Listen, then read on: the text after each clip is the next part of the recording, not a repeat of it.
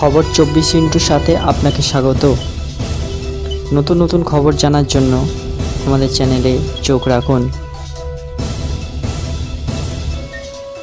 নমস্কার দর্শক বন্ধুরা, স্বাগত আমাদের এই চ্যানেলে।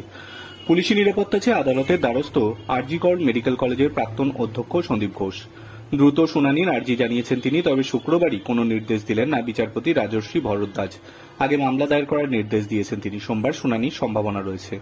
এর আগেও একাধিকবার আরজিকরের অধ্যক্ষ থাকাকালীন বিভিন্ন অভিযোগে বিদ্ধ হয়েছেন সন্দীপ ঘোষ। তার বদলির অর্ডার হয়েছিল স্বাস্থ্য ভবন থেকে, অথচ কোনো এক অজানা কারণে সেই অর্ডার পত্রপাঠ বাতিল হয়ে গিয়েছে রাতারাতি।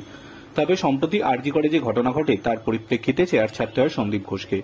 তবে আরজিকর থেকে সরতে হলেও স্বাস্থ্য ভবন তাকে চিত্তরঞ্জন ন্যাশনাল মেডিকেলের অধ্যক্ষ করে, জানিয়ে চরম ক্ষোভের সৃষ্টি হয় সেখানকার পড়ুয়াদের মধ্যে। কলকাতা হাইকোর্টে মামলা হয়। প্রধান বিচারপতি টি.এস. শিবজ্ঞানামের বেঞ্চে মামলা উঠতেই কড়া সমালোচনার মুখে পড়তে হয় সন্দীপ ঘোষকে। আদালত সময়সীমা বেঁধে দিয়ে বলেছিল তাকে লম্বা ছুটিতে যেতে। প্রধান বিচারপতি এও বলেছিলেন সন্দীপ ঘোষ ছুটির আবেদন করলে অবিলম্বে তা গ্রহণ করতে হবে এবং পরবর্তী নির্দেশ না দেওয়া পর্যন্ত তিনি ন্যাশনাল মেডিকেল কলেজের অধ্যক্ষ হিসেবে দায়িত্ব গ্রহণ করতে পারবেন না।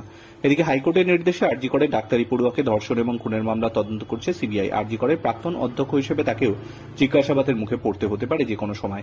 এদিকে শুক্রবার দেখা যায় পুলিশি নিরাপত্তার ঘেরাটোপে সন্দীপ ঘোষের বাড়ি। এলাকার লোকজনের দাবি সন্দীপকে নিরাপত্তা দিতে এই পুলিশি মোতায়েন।